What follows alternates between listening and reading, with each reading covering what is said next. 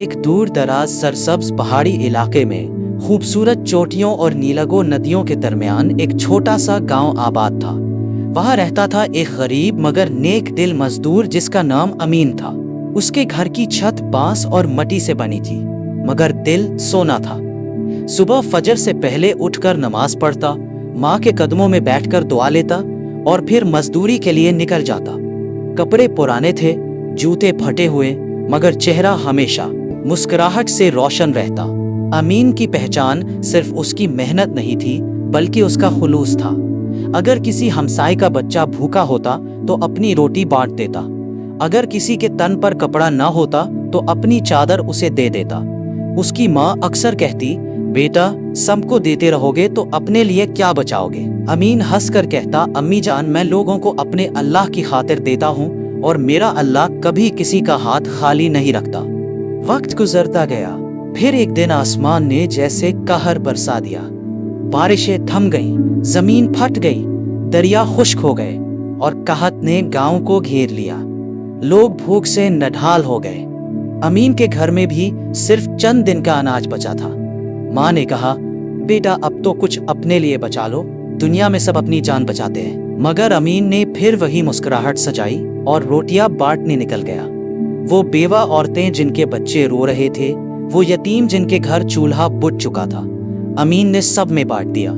اس کے بعد وہ خود کئی دن بھوکا رہا مگر دل مطمئن تھا۔ ایک دن وہ لکڑیاں کاٹنے کے لیے جنگل گیا۔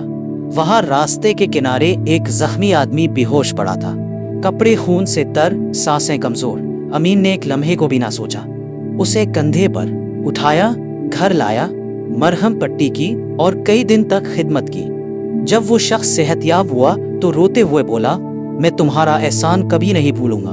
مگر امین نے کہا، میں نے کسی احسان کا نہیں، صرف اپنے رب کا حکم پورا کیا ہے۔ کچھ ہفتوں بعد گاؤں میں شور مچ گیا۔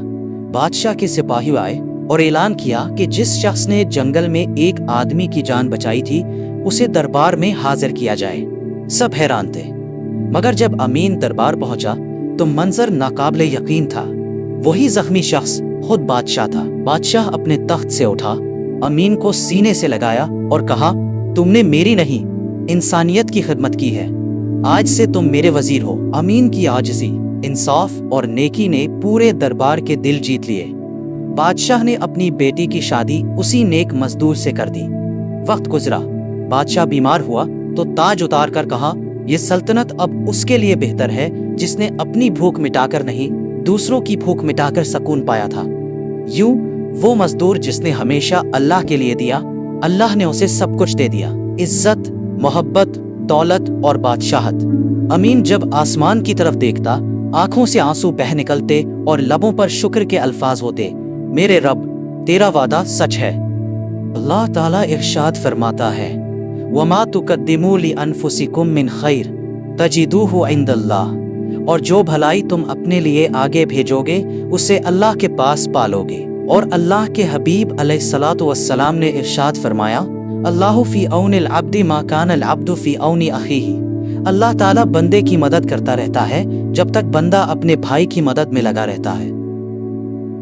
معزز ناظرین، مزید ایسی دلچسپ ویڈیوز کے لیے ہمارے سوشل میڈیا پلیٹ فارمز کو جوائن کریں۔